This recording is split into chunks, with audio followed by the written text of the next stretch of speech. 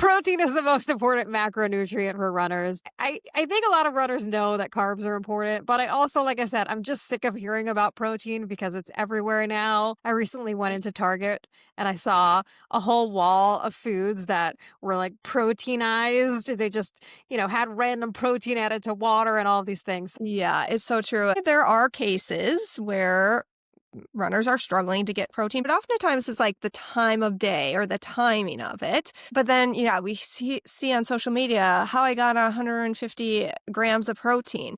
And I've seen it become more of an issue for runners because now they're getting so much protein and they're getting full because of it.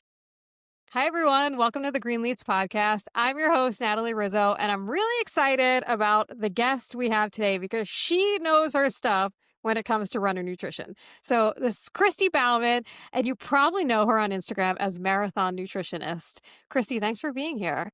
Thank you so much for having me. I'm so excited to get to dive in and start chatting with you today. Yeah, I'm excited to chat with you because first off, your social media is so fun and like you really are the source for runners who want to know more about nutrition. So I wanted to talk to you. I wanted to do an episode about the biggest nutrition myths that kind of pop up in the running space, and they come across my desk. Most dietitians who work with runners have heard so many crazy things, but I presented some to you because I didn't want to, make your life too difficult of making you come up with them. But then you came back and said, well, I have these ideas, which are great. So I want to talk through them. Awesome. Yes, let's dive in. So first off, if you don't, let's start with one that you had. Do you want to kind of bring up one of the top myths in terms of nutrition that you come across when it comes to runners? Right. I think one of the biggest ones that always comes to mind is like if somebody is fueling during a run and they've taken a gel before and then have had GI issues, or they just naturally are more prone to stomach issues, GI issues during a run. It's like one of those things that we automatically think it's our gel or the chews or the fuel that we're taking. And surprisingly not. Most of the time it's not related to that for multiple different reasons. I don't know. Have you had other people ask you about that one? Yeah, I think that comes up a lot just in terms of like GI issues. People think that it's because of the fuel. People think that if they take in any fuel, that it's going to cause stomach issues. And that could just be eating before the run, drinking water during the run. Like, I feel like there's so many variations of that I've heard. What do you say when people say that to you? Yeah. How do you handle that? Yeah, absolutely. One of the first things I educate and talk about is your stomach is a muscle. So just like you train your legs to run 13.1 miles, 26.2 miles, you have to train your stomach to be able to digest food while you are running as well. And it's not really normal to be like eating and running. Like it's a whole new skill. And so oftentimes it can be related to that, or dehydration is another big one. Where if when we become more dehydrated and there's this lack of blood flow to our GI tract in our stomach, it makes it more difficult to digest whatever's in our stomach because you need that blood flow in order to do that. So dehydration can be a big piece of the puzzle as well. I think that that's one of the things that I see come up the most in terms of fueling. Most runners are dehydrated. I would say like almost every single one I've ever come across. I remember actually this one specific story. I presented to a group of runners before, I think it was the Brooklyn Half Marathon. And I gave them kind of the basics of nutrition for runners and don't eat anything new on race day. Here's maybe what you want to have before the run. Here's how you feel during blah, blah, blah. And this one guy came up to me afterwards and I talked about hydration and he said, that talk was so good. I love all of the stuff you said. The one thing is though, I don't want to try anything new on race day, but I usually don't drink anything during the entire race. Should I have some water? And I was like, yes, you're the exception to the rule. Please take in some fluid. Right. Yeah, I think that's common. And I mean, I even look back on my days of starting to marathon train, and I didn't bring anything with me. And maybe I'd stop at a place or two to drink some water at a drinking fountain. But yeah, I mean, I Yeah. understand. Yeah. It's hard, but how do you go about training your gut, or how do you tell people to do it slowly so that, they can take in that gel?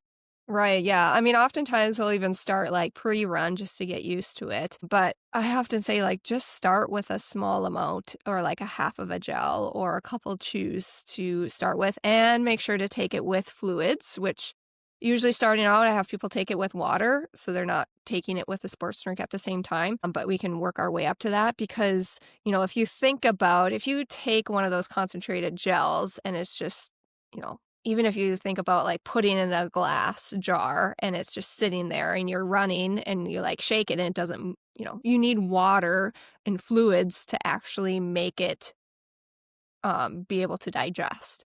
And so, yeah, starting out with small amount, uh, maybe having a greater space between the time that you take it, 40, 45 minutes if needed to start out. And then we gradually work our way to having it more frequently and increasing the amount that you're taking as well. Yeah. I mean, personally, I actually use chews because I've never been able to stomach just the taste of the gels. I don't know, like sucking it down. And obviously, I know it's more difficult to have to chew the food and everything, but I've kind of trained myself to do it while running. I think like it goes back to kind of the training of what starting with something and seeing how it goes and probably adding more in over time. Right, right. Yeah, exactly. Yeah, I love that one. That's a good one that comes up a lot. And I guess one of my myths that I think kind of ties into this is that I will hear a lot of runners say, "I'm good because I took in maybe one or two gels during a marathon or even a half marathon." Mm-hmm. Yep, yep. And again, like going back to mind thinking, which has completely changed over the years, but I remember like people telling me they take 6, 7 gels, and I'm like, "Don't you get, like, the worst stomach rot ever with all that sugar?" So, like, these thoughts that are common misconceptions are the same thoughts that I used to have too, but it's one of those things, like, your body is constantly using carbohydrates as its main source of fuel while you're running, and so if it's depleted, when somebody hits the wall in a marathon, that's literally when their body has to start using fat as the main source of energy. And that's a very slow burning, slow digesting form of fuel, and so it's why people hit the wall. We have to make sure that they're taking in enough carbs. Oh yeah, I mean, and the rule of thumb is kind of 30 to 60 grams of carbs per hour. And I think a lot of runners don't even flip the gel over and actually look at what's in it, which it's only 20 grams of carbs, one Right. gel. So Oftentimes, one yeah. of those, even an hour, is not enough. Right, right, yeah, yeah, Yeah. exactly. Yeah, and I actually ran a half with my sister back in May, and she's was doing it as she hadn't run in a long time, so it was kind of just one of those, I just wanna get to the end of it, I don't really care how I do during it, and during the training, I kept telling her, "You need to start incorporating some fuel," and she never did, and then race day, I brought her fuel, and I was like, "I mean, you should try it even if you if" she was like, "No, I'm good, I'll be fine," and at mile 10, she was not fine. She was not fine. It's just, it's that's what I don't think people realize. Like you said, the marathon is or the nutrition is what gets you past the wall, whether it's mile 10 and a half or mile 20 and a full. Right, right. And I think sometimes, like, maybe you hear about gels or chews and, don't go to the running store, just don't take the effort to buy them. But candy works as well, too. Candy in the form of like Swedish fish or the gummy forms or jelly beans, things like that. Yeah, I know that what is it? Nerd gummy Nerd clusters have clusters. become really, yeah, Yes. popular now. How do you recommend if people were to use that, how would they figure it out? Like how would they measure out what to use to do that? Yeah. So I mean, I'm usually like calculating per. I don't know what the serving size is, but obviously looking at the nutrition label, look at the serving size. I don't know if it says the number of clusters on there, but then obviously all the information below. So look at the number of grams of carbs per serving. So that's how many nerd clusters you have to eat in order to get, probably 20 grams of sugar, of carbs. Look at the total grams of carbs. So then, if it has 20 grams of carbs in it, then you're going to have to take, for half, at least two servings within an hour. Yeah. Yeah, and would you recommend salt with that? Yeah, it depends if somebody's taking a sports drink or planning to use the carb electrolyte drink on the race course too. But, there's definitely like the options of salt tabs or capsules to use. in addition to the gummies because, like this kind of gets into another myth of like how staying hydrated, it's not just about drinking water. In fact, it can, especially like in a marathon, it can be dangerous if you only drink water and you're not getting in sodium and electrolytes because your body, when you sweat, you're losing sodium through your sweat and it needs to be replaced in order to help you stay hydrated as well. Yeah, no, and I think that it's hard when you start using the candies and things like that because they're not necessarily formulated for the electrolyte stuff, but it's doable, but you have to figure out how to get all of the things that you need with the electrolytes. And the sports products are obviously way more expensive. So I Yeah. totally get why people go for candies. But yeah, so is there a rule of thumb with how much electrolytes people should be taking in? Because I think that that gets really confusing for people. Right. I mean, the thing is like everyone's sweat composition, how salty their sweat is just so different and it can range so much. But kind of a general rule of thumb to start out is 300 to 600 milligrams of sodium per hour. Even the gels sometimes only have 20 milligrams of sodium in. So you're not even getting 100. Even if you're taking 2 gels within an hour, you might be missing the sodium needs, especially if you're just drinking plain water on the race course too. Yeah, I think that people don't I mean, it's really hard to get in that amount of sodium without doing something, taking something because even I, as a sports dietitian, I've dealt with this. You get like the cakey, white on your skin after a race. You kind of feel like you're a little dehydrated even though you feel like you've been trying to do everything right. It's not always that easy. Right, right. Yeah, exactly. Yeah, and I know there's a lot of sports products out there now, like LMNT, or how do they say it? Element? I guess Yeah, it's yeah, supposed to be yeah. element. Like, it's super high in sodium, but it's not always right for everyone, is it? Right. I mean, and I've seen the opposite happen is where they hear like, "Oh, I need to take sodium in," and then they kind of do the opposite where now they're using an element, for example, and drinking that and making it sometimes people make it super concentrated. Will they pour 1,000, element pack has 1,000 milligrams of sodium in it, so they'll pour it in, 12 ounces of fluids, and you can still experience the same side effects of dehydration when you get too much sodium and not enough water and fluids too, because your body wants this balance of fluids and electrolytes. So yeah, it's definitely not right for everyone. Yeah, I feel like it's a delicate balance. For myself personally, if I don't have enough sodium, I'll end up getting a headache after the run, though. So it's like I didn't know until it was, 2 hours later. And I think that that's kind of what runners probably have to do, right? Is assess how they're going through their training and kind of tweak along the way. Right, right. Yeah. And that's obviously where working with a sports dietitian can help you get there faster and do that legwork for you of knowing what's going on, your symptoms, and then how to make adjustments. Yes, definitely. Yeah, I think hydration is one of those things that's very difficult for people because there's just so many myths out there. Even just drinking eight glasses of water a day, like that's a myth. That's not true for most runners. It's a huge variable in there. Right. Okay, another myth that I have, and this is just because I'm sick of hearing about protein, is that protein is the most important macronutrient for runners. I think a lot of runners know that carbs are important, but I also, like I said, I'm just sick of hearing about protein because it's everywhere now. I recently went into Target and I saw a whole wall of foods that were like proteinized. They just, had random protein added to water and all of these things. What do you think about that? Yeah, it's so true. Definitely there are cases where runners are struggling to get protein, but oftentimes it's like the time of day or the timing of it.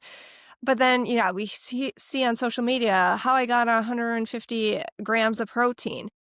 And I've seen it become more of an issue for runners because now they're getting so much protein and they're getting full because of it. And as a result, displacing the carbs that they need, especially like I feel like for higher mileage runners, running 50 plus miles a week. I see this especially. But either way, it can just add to, why am I feeling exhausted during my runs or after my runs? Because protein can displace those carbohydrates that you might be missing out. And, along with that, like carbs have fiber in too.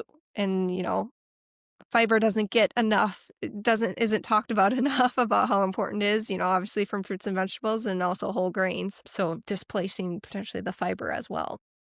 Yeah. And I think also when you focus on a lot of protein, even if you are eating healthy and you are including some carbs in there, like fruits and vegetables, you're probably not eating enough grains or other sources of carbs that are high in carbs. Like you have a few strawberries or something and you think you're good, but it's like we need more than that. And most people who eat animal foods get plenty of protein. So I just don't understand this obsession with protein. Right, right. Yeah, and I don't know if it comes from like the weight management standpoint or like changing your body composition of like how important protein is from that perspective. I feel like maybe that comes in, especially for runners as well, of like, oh, I need more protein so I can manage my weight and or for body composition changes. Carbs are also so important in that conversation as well. Well, yeah, and I also think because they want to build muscle because they want to be stronger, they want to be faster, so they think like I have to prioritize protein especially after a run. But how do you counsel runners to recover? Like what's the recovery meal that you tell or snack or whatever it is that you tell runners to have? Right, right. Because sometimes it might be just a protein shake, which is not enough carbs because, Mhm. again, the emphasis on protein. So making sure to prioritize not only the protein, yes, it's important, but also more so the carbs because we need, kind of a general guideline is at least 20 grams of protein afterwards, and then 3 times the amount, 60 grams of carbs post work, hard workout, post long run, especially, or simply eating your next meal can work as well. But yeah, I definitely agree that there can be too much emphasis on protein post workout too. Yeah, 100%. And what if people have an upset stomach and they can't take in that amount right away? Yeah, yeah. How do they do that? What do you do about that? Right, right. So drinking your protein and carbs. So kind of getting to answer your question, some of the most common things that I recommend is, whether it's chocolate milk, a drinkable yogurt, a smoothie, a fruit and, you know, milk yogurt smoothie. Obviously you can definitely add protein powder, but making sure I often will recommend adding oats to your smoothie afterwards too. Again, just because the fruit in it might not be enough carbs. So drinking things can just be so much easier, especially if you don't feel like eating. Sipping on things can help that recovery process. What do you think? I'm sure there's runners that you say this to, and then they kind of say, "Well, I'm going to gain weight, or I'm going to store all these carbs as fat." I come up against that a lot, and a lot of times I always say that your body is utilizing this stuff during the run, so don't worry about it; it's gone afterwards. But how do you navigate that conversation with athletes?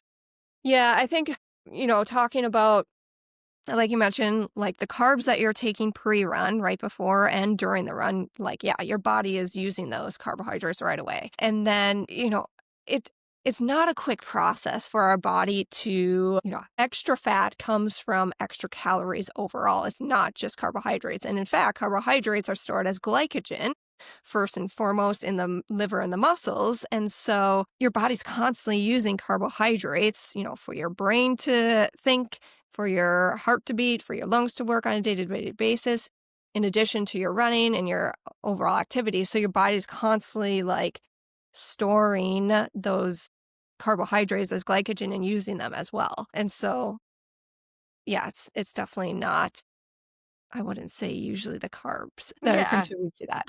yeah, no, it's a combination of things, and I think that if you were overfueled all the time, like you were taking in too much of basically all the macronutrients, you would sort of know after a while. Like you'd probably be bloated, you'd feel run down. Like you kind of know when you're maybe underfueled or overfueled.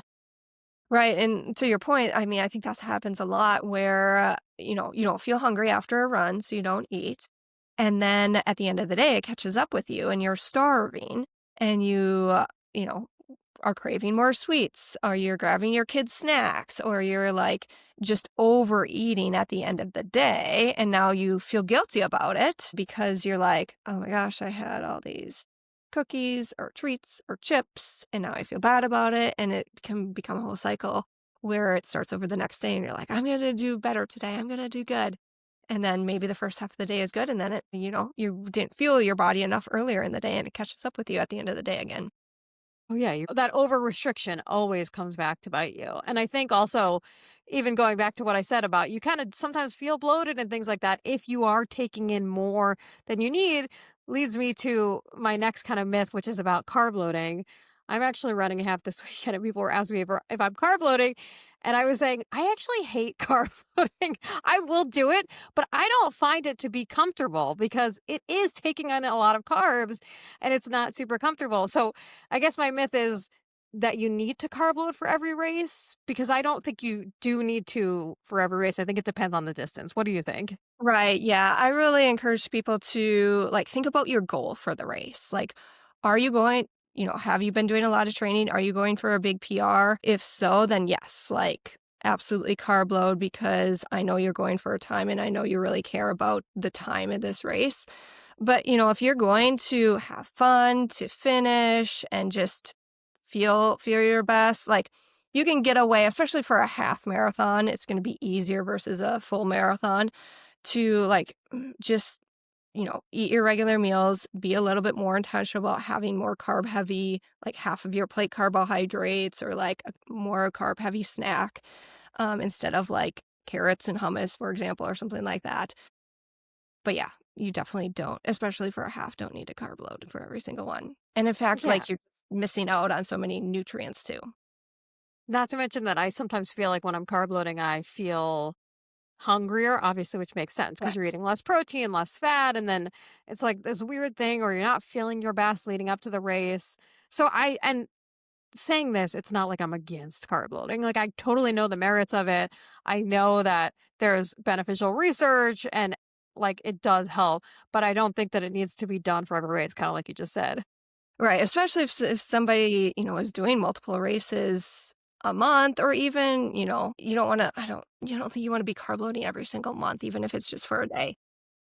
Yeah, yeah, it's hard. And I always say, like, with carb loading, if people are doing it right, it's not just eating. A lot of times, it's a lot of drinking, right? Because it's so hard to get all those carbs from just food alone. Right, right, yeah, drinking your carbs can definitely make it easier, so, drinking the fruit smoothies and drinking lemonade or sweet tea or your high carb drink, yeah. Yeah, I think it sounds fun to people, but it's not that fun until you try. It is fun. I mean, it is fun. I love bagels and bread and whatever, but it's kind of hard work because you're calculating all this out and everything. Right, right. Okay, well, you had another myth. I think it was about what was your last one? Well, you should run fasted, in order to burn more fat. Yes, yes, please. I am a morning runner, so I wake up early and run sometimes at like 6 a.m. And I know a lot of people who do that will just go out without anything. Why is Right. that not good?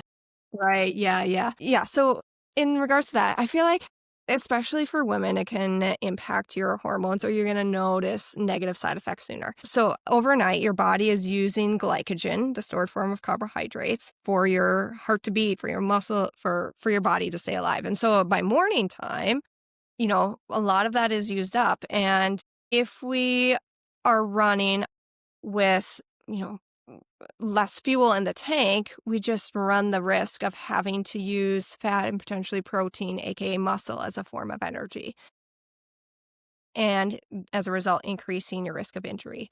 Again, this can be, so across the board, I really work with my clients and athletes to have a little something to eat before every run, even if you're waking up early, because again, it just makes sense. Like your body's going to perform better, even though you might not necessarily notice a difference if you have a little fuel in the tank to begin with. And so, yeah, I don't know. I mean, I used to be the type of runner for years and years and years. I would not eat anything before a run with the same mentality, like, oh, I'm going to burn more fat as a source of energy. So, like, it's going to support my body composition. But then I definitely paid for it where injuries creeped in. Well, yeah. I mean, you said it before. You do burn fat. Like, your body turns to fat when it's out of other things, but it's an inefficient process and it takes a lot of work for the body to utilize that fat. I think that's what people get confused with is they hear, oh, I'm gonna burn fat. And they're like, great, I want to do that. Your body doesn't like doing that. It doesn't work that well. And it makes it so much harder to run. Right, right. Yep. Yeah, and it's not I feel like it's a different process, a different system that it doesn't really work how you think it does. Yeah, exactly. I know. I personally will have just sometimes half a Cliff Bar before a run because and I need more than that. I actually use a sports drink on the run too because I need more than that, but I can't always get in more than that. So that's how I end up fueling is sometimes that sports drink while I'm running. But Mhm. what are some other suggestions for people who maybe wake up early or just don't love fueling before a run but want to try to start? What are small things they can add in? Yeah, yeah, so some of my favorites are, like, dried fruit, like dried mangoes, uh, graham crackers, I'll do a Pop-Tart, a white piece of bread, with jelly on it or piece of toast, applesauce or leave even a applesauce pouch to start with. Again, it's not quite enough, but it's a good starting point because, just people, the common complaint is I don't want to wake up earlier to having to eat something because I'm already waking up early enough. And so these are things that you can, again, starting out with just taking a few bites of something is better than nothing. And you can start that getting a little fuel in the tank to begin with.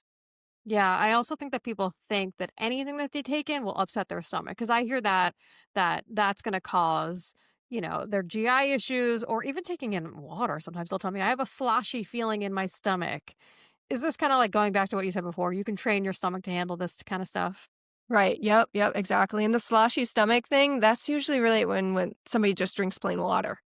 Where they're not having those electrolytes or sodium because you actually need that to absorb the water, absorb the fluids into your bloodstream. Luckily, can be a quick fix for that, the sloshy stomach feeling.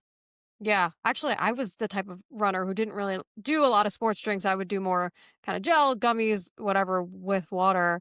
And like I said, I started getting these headaches and I wasn't running for an hour, so I didn't really think I needed it. But I do think sometimes it is beneficial to take in a little bit of that, regardless of how long the run is. Obviously, this is very individualized, but it's something to consider. Right. Yep. Yep. Exactly. Yeah, it's really hard with all of these. And there's so many fueling tips, and this is why sports nutrition is so different than regular nutrition. Like even you saying to eat a Pop Tart, I think will blow some people's minds because they've been taught forever that that's food they shouldn't have. Right. I mean, it's the same. I had to go through the same hurdles. Like, I remember the first time going out to the grocery store to buy food for carb loading. I'm like, I'm going to buy Pop Tarts. I'm going to buy, like, it was a mindset shift of like, this is okay. Like, this is what your body will actually benefit from. Yeah, yeah. I remember my husband trying the sports chews for the first time. He's not really a runner. And I don't remember why he had them. Maybe I got a sample or something. And he was eating them with doing something like a small activity. And I was like, that is not, it's not candy. Like he was eating it like it was candy. And he was like, these are actually really good. And I'm like, okay, no, you're missing the point here. But it is like, it's a weird thing because it does taste like candy. Right, right. Yeah, yeah. Yeah, but all of these I think all of these myths are so good for us to bust, and I kinda wanted to do, like, a fun game of a rapid fire, kind of like, is this I'm calling it fuel or fiction, meaning fuel is like, "Yes, do it," or fiction like, "No, let's not do that." So, are you down? Sure, I hope we get the answer right. No, you will. These are ones I didn't send Christy beforehand. But honestly, the running on an empty stomach was one of them, so you already addressed it. But the first one is about salt tablets preventing cramping. Does salt prevent cramping? Okay, so this one's a little tricky because there's definitely research out there that talks about like no, sodium is not important for preventing cramping. It's really more related to your training and pacing and stuff. But all that being said, like you still need to replace your electrolytes and sodium that you're losing through your sweat. So I think it kind of depends on the situation in person. It might not just be a nutrition piece of the puzzle. Yeah, it's interesting What are because your cramping could thoughts? be yeah, cramping can be a million things and I think that people think cramping is that they need like to eat a banana. That's a big thing that comes up a Oh, yeah, lot. yeah. And I say sometimes cramping is dehydration, but sometimes it is something else, essentially what you just said. Okay. Okay. Yeah, yeah, I know, it's hard. That's a hard one. Sorry, I start you out a hard one. What about I know what your answer is gonna be to this one. Chocolate milk is the best recovery drink. True. Alright, alright. 'Cause I'm wearing my milk shirt. Yeah, and I'm plant-based, so we do soy chocolate milk, which is very similar because soy milk is very similar in terms of, the protein and everything. What about we already talked about, I was gonna say, you should always eat before a morning run. Yeah, even no matter the time? Even if it's 5 a.m.? Yeah. Yes. Yeah. Just have a few bites of food. Yeah. What do you like, if someone was having, a handful of raisins, can they have it, like, 20 minutes before? Like, is that enough time? Yeah, I mean, it's gonna take 15, 20 minutes for it to hit your bloodstream, but if you're like me, I'm eating while I'm walking out the door. Yeah, same. What about, caffeine is dehydrating for runners? False up to 300 milligrams of caffeine. So if you're going over that, then the research says that it's now it can start becoming more of a diuretic dehydration piece. Yeah. What do you use caffeine? Are you a I'm coffee actually drinker? not a coffee drinker, so I can't tolerate really caffeinated gels either. Small amounts, but not those 100 milligram caffeinated gels. You do no caffeine. Some of the gels have 20 milligrams, which I feel like I don't really notice a difference. No, I'm not, like, judging you. I can't believe it as a mom because you have how many Oh, yeah, kids? yeah, 2 yeah. kids? I do no caffeine. Holy oh, yeah, I'm a coffee drinker, luckily, and I'm totally fine with it. But I do actually say that to runners who, like, wanna incorporate caffeine, and I'm like, "If you don't already do caffeine, it's probably not the best idea to just add it for running." What do you think about that? Again, if you train your stomach, you might be able to tolerate it, Yeah, but probably yeah. working up and trying it out, trying different gels out with caffeine in it. Right. Yeah, I know. Because there is beneficial research about that. Like it does help endurance, capacity and stuff like that. But it's hard, like if you don't really tolerate it, because everyone metabolizes caffeine differently. What's my next one? Let's see. Oh, we already said this. Running on an empty stomach burns more fat. Yeah, that one's false. Yep. What about you need a gel every 45 minutes? 4 to 5 minutes or 45? No, 45 minutes. You probably need a gel more often than That's what I. 45 minutes. Yeah, I that's what I mean, would say again, probably but too. if you're doing a half, it might be okay, and if it has, like, 30 grams of carbs in a gel. Yeah, that's what I would say as well as like probably I would say fuel early and often. I don't know if you have those kinds of Yep. tips. Yep, Yeah. yep, absolutely. What do you think if someone's doing a half, what would be like when should they start taking gel? Should they run like an hour and then start or should it be like 30 minutes in? Right, yeah, so I usually, try and get people to take it every 30 minutes. Sometimes people will base it off of miles, which gets a little tricky, especially if your pace slows down later on in a race. But again, like you said, early and often, you wanna I think the biggest thing is people forget or don't realize is, like, before you start feeling tired, you need to be taking the gel in. So you need to be taking the gel when you're feeling good, when you feel like you probably don't even need it, because it takes 15 to 20 minutes for it to hit your bloodstream. And so then by the time that fatigue starts hitting in, it's right there readily available to use. Yeah. What about also at the end of a race? Say you're at mile 10 or 11 of a half marathon. Is it beneficial to take in a gel then and to push you over or like you're good, you're already fueled enough? Right, right. And I think, again, these are like the same thoughts that come into my head even at the end of a long run. The thing I remind myself is like, okay, even if that doesn't hit your bloodstream or it might hit your bloodstream the last mile, which is beneficial, but also it's going to help your recovery. Like that's a huge piece. I remember, working with a client, he's like, I didn't realize how well I recovered afterwards, all because of I fueled more during my run. So it's not just during your run, but, for a lot of people, it's your long run is the first thing in the day and you still have to parent or you still have all these other activities going on. And so taking that last gel will help you feel good the rest of the day too. Yeah, I think recovery often gets overlooked for a lot of runners because they think, actually, I had this conversation with a runner recently. She was like, I'm really focused on the amount of carbs I have before and during, and then afterwards is like, whatever. Like, well, that's where, things start to creep up. So I guess my last fuel or fiction is if you're not hungry after a run, you don't really need to eat. Yep, we definitely want to eat. Yeah. Yeah. I mean, these are things we kind of already chatted about, but I do think, like you said, It's happened to me. It's happened to almost every runner I know that that ravenous feeling pops up later in the day. Yes, yes.